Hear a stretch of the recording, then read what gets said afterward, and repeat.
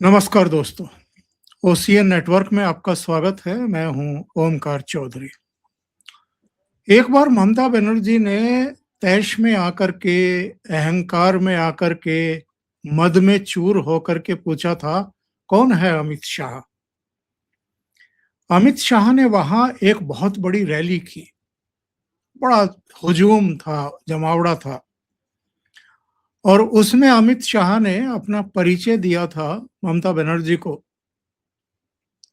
कि मेरा नाम अमित शाह है और आपको जल्दी ही पता लगेगा कि मैं कौन हूं। और उसके बाद आप जानते हैं, देखिए, ममता बनर्जी को तो पता चल गया कि अमित शाह कौन है और किस तरह की रणनीति बनाते हैं, और ऐसे ही उनको चाणक्य नहीं बोला जाता है।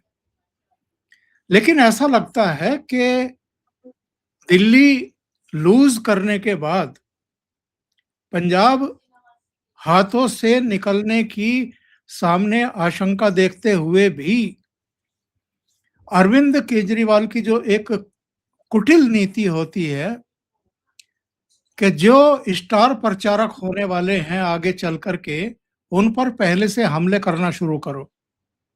उनकी जो साख है, उनकी जो क्रेडिबिलिटी है, उसको थोड़ा सा डिस्ट्रॉय करो, एक अलग तरीके से पोर्ट्रे करो। तो वही नीति के तहत अरविंद केजरीवाल दिल्ली में बैठ करके प्रेस कॉन्फ्रेंस करते हैं। एक अलग से वीडियो भी जारी करते हैं अपने ट्विटर हैंडल पर, आम आदमी पार्टी के ट्विटर हैंडल पर भी जारी किया जाता है। और उसमें सवाल उठाते हैं कि 2.5 साल में एक बार भी अमित शाह राम मंदिर क्यों नहीं गए, अयोध्या क्यों नहीं गए, और रामलला को मत्था क्यों नहीं टेका, मतलब पूजा अर्चना क्यों नहीं की। और ये इतने धूर्त हैं, ये भी 2.5 साल में कभी नहीं गए थे।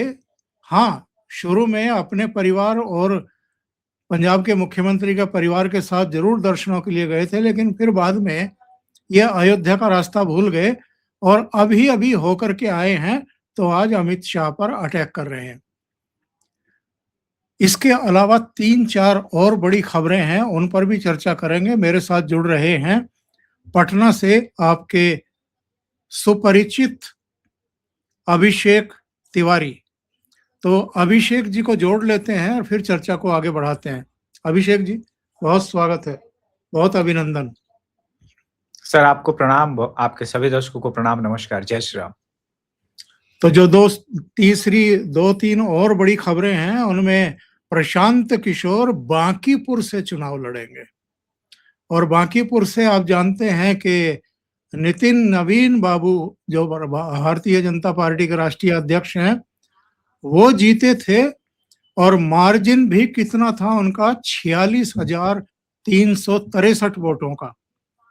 और 2020 में भी वही जीते थे, और तब मार्जिन था 39,036 वोटों का। तो जिन प्रशांत किशोर के अधिकांश कैंडिडेट की विधानसभा चुनाव में जमानतें जब्त हुई हैं, और जो खुद उस समय चुनाव लड़ने की हिम्मत नहीं जुटा पाए थे, वो अब सुर्खियों में बने रहने के लिए नितिन नवीन की छोड़ी गई खाली सीट पर उपचुनाव लड़ने की हुंकार भर रहे हैं। इसके अलावा लालू यादव, उनके कुनबे के बारे में भी बात करेंगे, और कुछ दूसरी खबरें हैं, जरा उन पर भी पूछताछ करेंगे अभिषेक जी से। लेकिन सबसे पहले अरविंद केजरीवाल जो हुंकार भर रहे हैं और अमित शाह को कटघरे में खड़ा करने की कोशिश कर रहे हैं, इसके पीछे की असली राजनीति और वजह क्या है? मैं सर आपके दर्शकों के आगे एकदम अंदर की खबर बताता हूं, हो क्या रहा है। अरविंद केजरीवाल ने संजय सिंह को अखिलेश यादव के साथ अपने आम आदमी पार्टी के अलायंस का जिम्मा सौंपा है। और अरविंद केजरीवाल ने कहा कि आम आदमी पार्टी फुल स्विंग में हिंदुत्व की पॉलिटिक्स करने जा रही है उत्तर प्रदेश में। पहली बात तो ये, तो उसी कारण ये पूरा राम मंदिर वगैरह का है। आम आदमी पार्टी चाहती है कि कांग्रेस का कोई वजूद है नहीं, तो समाजवादी पार्टी के साथ उनका अलायंस हो जाए और कांग्रेस को अलग से कुछ देना है तो दे दे। उनको लास्ट टाइम भी अलायंस करना था, सम्मानजनक सीटें नहीं मिली, लेकिन इस बार वो काफी क्लोज हैं इस चीज के, तो उनको सीटें मिल जाएंगी, पहली बात तो ये। और ये अलायंस ऑलमोस्ट फाइनल होने वाला है। इसी कारण उन्होंने सबसे पहले अमित शाह के ऊपर अटैक किया, क्योंकि उन्होंने सोचा कि जब अगर अपनी पार्टी को बड़ा करना है तो पंजाब या गुजरात से कहानी नहीं बनेगी, फाइनली हमको उत्तर प्रदेश के अंदर राजनीति में कदम रखना पड़ेगा। और उत्तर प्रदेश के अंदर राजनीति में कदम रखने के लिए अब तक उन्हें यह समझ में आ गया है कि ये मेरे ऊपर कोई विशेष मुस्लिम तुष्टीकरण के अब तक एलिगेशन नहीं लगे। हालांकि पुराने उनके वीडियोस हैं, लेकिन अरविंद केजरीवाल को उससे कोई फर्क नहीं पड़ता, क्योंकि अरविंद केजरीवाल जैसा ढीठ झूठा, उसके लिए मैं क्या क्या अब संज्ञा सर्वनाम इन सब का प्रयोग करूं, वो सारे कम पड़ेंगे। छोड़िए, आगे बढ़ते हैं। मुद्दा यह है कि अरविंद केजरीवाल अब भयंकर टाइप के आपको हिंदू आने वाले 6-8 महीनों में दिखेंगे, भयंकर। सिर्फ यूपी में नहीं, आने वाले इलेक्शंस में भी उनका कोर ये है कि भाई मैं अगर हिंदुओं के वोट को अपनी तरफ खींचने में कामयाब हो गया तो बाकी मेरे साथ चीजें ठीक हो जाएंगी। और हिंदू का वोट खींचने का एक और कारण है, उत्तर प्रदेश के साथ साथ उनकी नजर अगले साल गुजरात की राजनीति पर है। गुजरात में कंप्लीट हिंदुत्व की पॉलिटिक्स बीजेपी करती है, और कांग्रेस लगातार उसकी तोड़ इसलिए नहीं ढूंढ पाई है क्योंकि वो एक्सपेरिमेंट ग्राउंड रहा बीजेपी का। तो ये चाहते हैं कि कांग्रेस का वोट शेयर तो हमने खींच लिया है ऑलमोस्ट गुजरात में, हम ठीक ठाक पोजीशन पर है।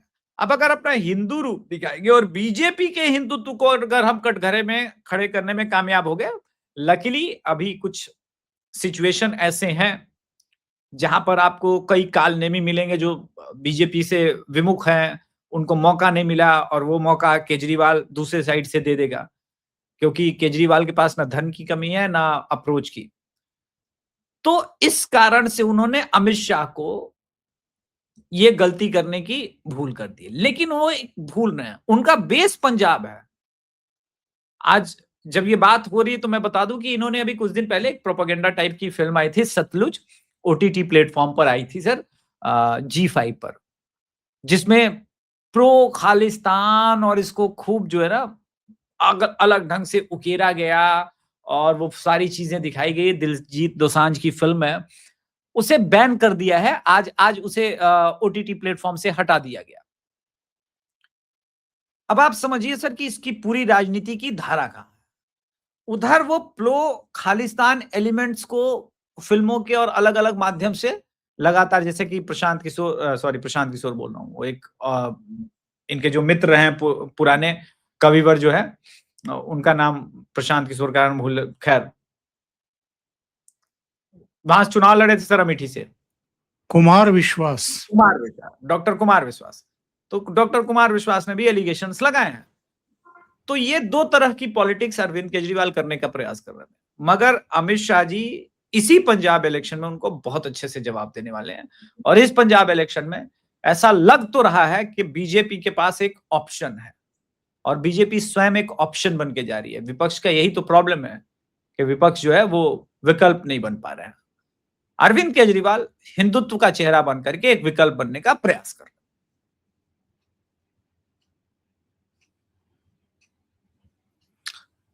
अमित शाह के बारे में ये जानते नहीं है क्या, समझते नहीं है क्या वो किस तरह की रणनीति बनाते रहे हैं अलग अलग राज्यों में, और अगर उनको कोई उंगली लगाने की कोशिश करे तो फिर उनके साथ तो जो कुछ अलग तरीके से ट्रीटमेंट भी करते हैं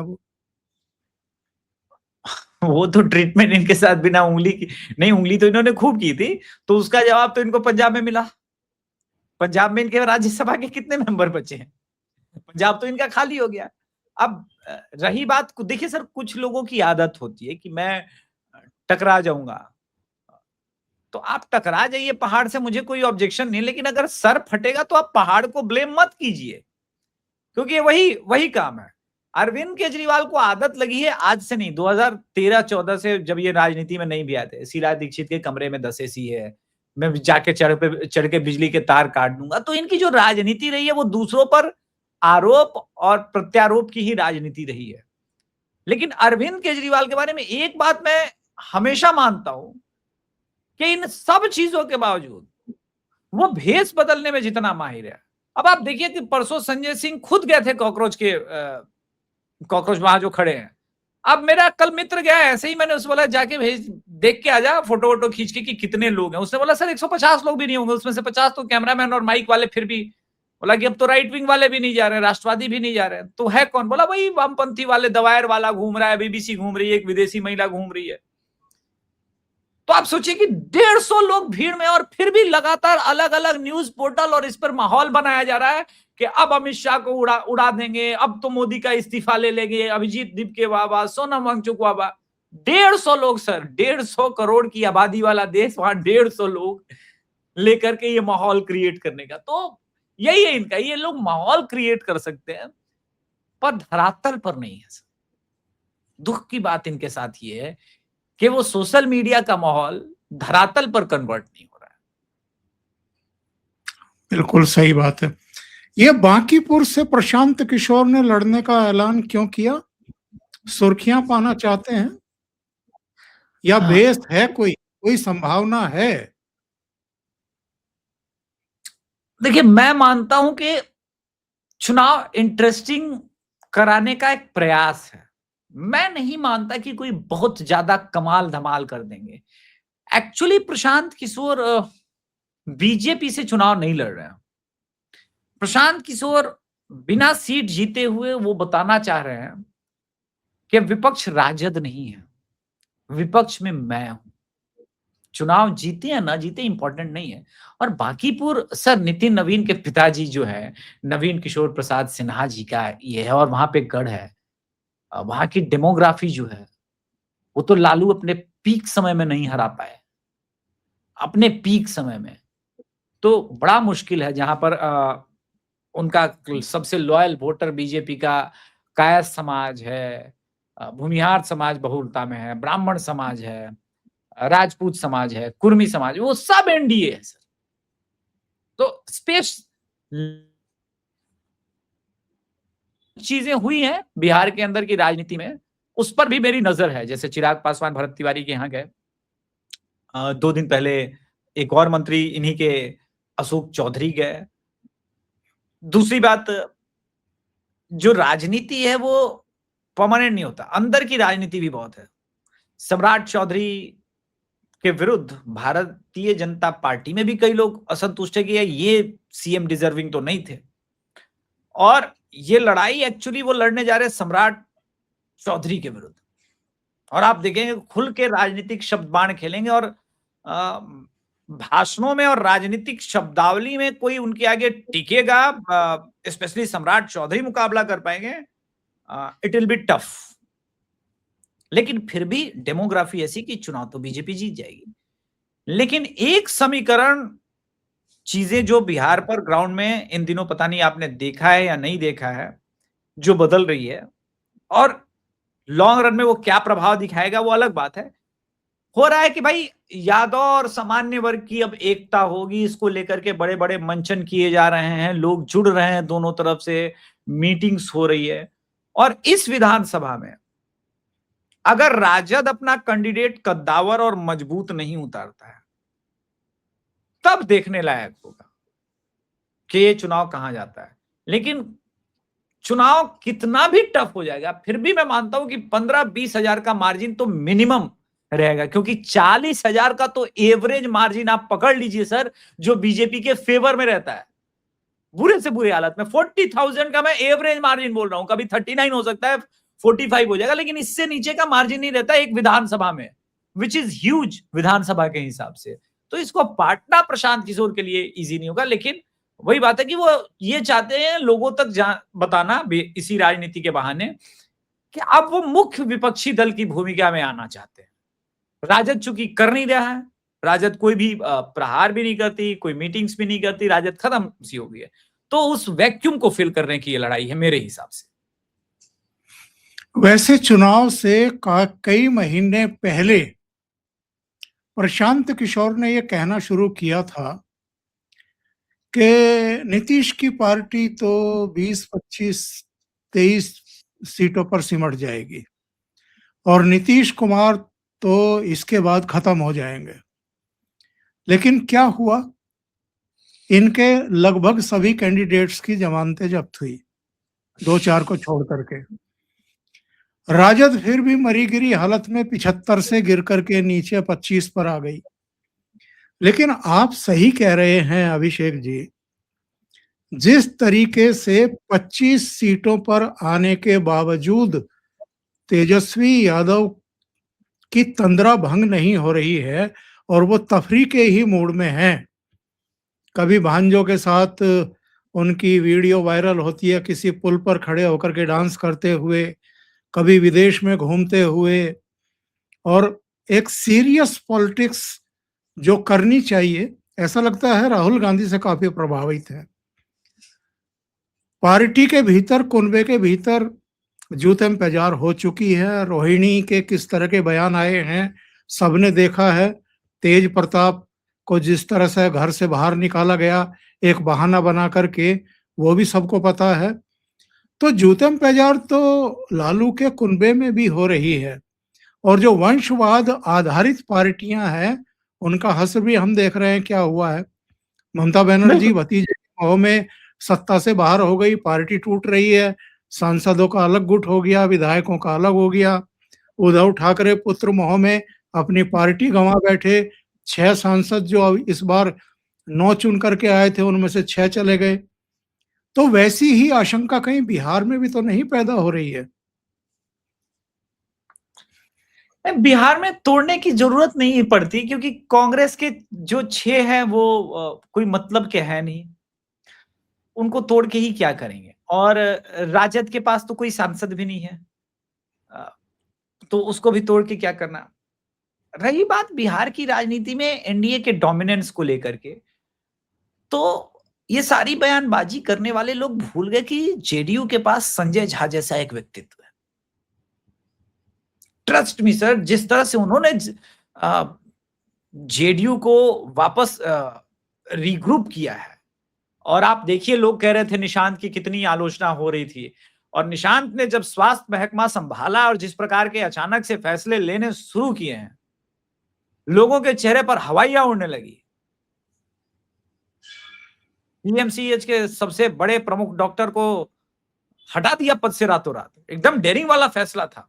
और जिस प्रकार से वो एक्सेप्ट कर रहे हैं कि ये कमियां और ये सुधार के अपने विजन को बता रहे हैं, बताता है कि उनको राजनीतिक रूप से वेल ट्रेन किया जा रहा है। देखिए सर, 2 तरह की राजनीति होती है। एक जो राजनीति में कोई सीखना चाहता है कि हाँ मुझे कुछ नहीं आता मैं सीखूंगा, और दूसरे राहुल गांधी और तेजस्वी यादव होते हैं कि मुझे सब कुछ आता है, तुम मत बताओ हमको राजनीति, हम जो बता रहे हैं उसको फॉलो करो। तो वहां फिर क्या होता है कि वहां चाटुकार पैदा होते हैं, कहते हैं सर आपके जैसा कोई नेता नहीं, अरे आपके पिताजी भी बहुत बड़े थे, आप तो जीतोगे जीतोगे, और पैसे खींच रहे होते हैं, कमा रहे होते हो, वो एक काम होता है। तो ये 2 तरह की राजनीति बिहार में भी आप देख रहे हैं कि है। टिकट बंटवारे में भी राजद के लोग खूब फंसे थे। आते हैं वापस हम बिहार की राजनीति में, जो समीकरण है वो महागठबंधन के फेवर में कभी था ही नहीं। नीतीश कुमार ने पिछले 25 सालों में बदलाव किया है, और अब भी समीकरण इनके फेवर में नहीं है। अब अगर पानी पर लाठी चला करके पानी के धारा को ये बदल देना चाहते हैं, तो मैं इनको शुभकामनाएं ही दे सकता हूं। किंतु बाकी पूर्व विधानसभा बाई इलेक्शन में, अच्छा दूसरी बात, ये लोग कितनी हास्यास्पद बात है, नितिन नवीन जी का सीट है, ठीक है, उनके पिताजी से नितिन नवीन का, वो भारतीय जनता पार्टी के अब राष्ट्रीय अध्यक्ष है। सिर्फ अमित शाह को नहीं पूछा था केजरीवाल ने, लास्ट वाले क्वेश्चन पे आ जाता हूं क्योंकि बिहार का ही है, कल नितिन नवीन के बारे में ही पूछा, आप कौन? तो प्रवेश वर्मा जी ने बड़ा अच्छा उत्तर दिया कि हमारे राष्ट्रीय अध्यक्ष की बात तो छोड़िए, मैं याद हूं कि नहीं। तो वही स्थिति है कि इन लोगों को ये याद नहीं है कि नितिन नवीन की सीट है। क्या नितिन नवीन प्रचार करने आएंगे कि नहीं? यहां पर अपनी सीट है उनकी, यहां से पीडब्ल्यूडी मिनिस्टर रहे, काफी काम किया है, ऐसा भी नहीं कि काम नहीं किया, काम बहुत किया है बागीपुर में। तो आप किस बेसिस पर आएंगे? तो अब देखिए, चीजें तो सामने आनी है, लेकिन मेरा मानना है कि प्रशांत किशोर एक स्मार्ट मूव इसलिए मैं मान रहा हूं कि वो राजद को एलिमिनेट करना चाहते हैं, कि राजद और कांग्रेस तो लड़ाई में है ही नहीं, वो लोग लड़ने लायक नहीं है। आप लोग एक अच्छे वो अपने आप को प्रूव करना चाहते हैं कि अच्छे नेता, पढ़े लिखे नेता, बिहार में एक ऐसा नेता जो विपक्ष की आवाज बनेगा, आप लोग चुनिए। और आज से ही मैं देख रहा हूं प्रचार प्रसार शुरू किया है, वो बोरिंग रोड वगैरह आज घूम रहे थे बारिश के बावजूद, तो मेहनत शुरू हो गई है। Let's see. लेकिन मैं इसलिए प्रशांत किशोर को आउटराइट जाके बाकी चीजों के बावजूद रिजेक्ट नहीं करना चाहूंगा, देखूंगा अभी 15-20 दिन, 15-20 दिन तो टाइम नहीं है, 5-7 दिन। उनकी पूरी पीआर टीम और उनका पूरा कुनबा सिर्फ एक सीट पर अगर फोकस्ड होकर के कोई एक स्ट्रेटेजी से उतरेगा, तो संभावना है एक छोटी सी कि ये लोग कुछ आउट ऑफ द वे जाके क्रिएट करें और मार्जिन को बिलो 10,000 या बिलो 20,000 के आसपास लेके आए। तो अगर एक अच्छे वोट लेकर के आने में वो कामयाब हुए, तो वही हो जाएगा कि भाई अरविंद केजरीवाल जैसे शीला दीक्षित के आगे या नरेंद्र मोदी जी के आगे लड़ा, हारा, लेकिन नाम हो गया। जी। लेकिन ऐसा नहीं लगता है कि अपने अस्तित्व के संकट से जूझ रहे हैं पीके? और मैं इसलिए कह रहा हूं कि जो इनका खड़ा किया हुआ आईपैक था, वो तमाम तरह की के संकटों से इस समय घिरा हुआ है, जूझ रहा है, मुकदमों का सामना कर रहा है। उनका अब डायरेक्ट उससे लेना देना हो या ना हो, और घोषित कर दिया हो कि मेरा कोई डायरेक्ट लेना देना नहीं, लेकिन हकीकत तो यही है कि मालिकाना हक जो है वो चाहे किसी को कानूनी तौर पर इन्होंने शिफ्ट कर दिया हो, लेकिन है तो इन्हीं का ही। नंबर 2, इन्होंने जिस तरह की हवा बनाने की कोशिश की थी बिहार में और दावे कर रहे थे कि हम ही आ रहे हैं, हम ही सरकार बनाएंगे, और एक चैनल के साथ तो इन्होंने कहा था कि कितना ऊपर तक जाएंगे मुझे अंदाजा भी नहीं है, लेकिन शायद इस बात का भी अंदाजा नहीं था कि कितना नीचे तक गिरेंगे। तो ऐसे में ये क्या खुद को रिलीवेंट बनाए रखने की लड़ाई नहीं लड़ रहे हैं? लड़ रहे हैं। लड़ाई तो सर इसी बात की लड़ रहे हैं, लेकिन ये पहला बाई इलेक्शन होगा और बिहार में एथेनॉल का मुद्दा गर्म है। जहां पर एथेनॉल का मुद्दा काम करेगा, जहां पर ये भरत तिवारी का जो प्रकरण रहा है उसको लेकर के आएंगे, और जिन चीजों की बात होती है कि हम मुद्दों की राजनीति करेंगे, मुद्दों की, वो राजनीति नहीं करेंगे। तो इस पिच पर मैं समझ रहा हूं कि प्रशांत किशोर कहां आकर के खेलेंगे। ठीक है, अब ऐसे में यह है कि पहले हम समझते हैं कि प्रशांत किशोर को जो सपोर्ट मिला था सबसे पहले वो सामान्य वर्ग के कुछ लोगों का मिला था, लेकिन वो मूलतः बीजेपी का कोर वोटर है, और बीजेपी का कोर वोटर कैडर वोटर होता है सर। वो ऐसे नहीं होगा कि रातों रात पलट जाएगा, बदल जाएगा सिर्फ आपके कुछ दिखावे के साथ, क्योंकि वो मूर्ख वोटर भी नहीं है। जो बीजेपी का कोर वोटर है और जिस स्टेट में है, मैं सिर्फ सामान्य वर्ग की बात नहीं कर रहा हूं, मैं कैडर को दिखा के कह रहा हूं, एक कैडर में पूरी बहुत सारी जातियां आ जाती है, वो सर शिफ्ट नहीं होता सर, बहुत मुश्किल है। मैंने देखा है सर, बुरे से बुरे हालत में। सर आपको याद होगा बिहार में 2009 का लोकसभा चुनाव, पूरे देश में क्या रिजल्ट था और बिहार में क्या रिजल्ट था सर। 2009 का लोकसभा का 34 सीटें जीत गई थी बीजेपी। भले राजद सरकार में उस वक्त मिली थी, लेकिन कोई योगदान नहीं रहा था आरजेडी का।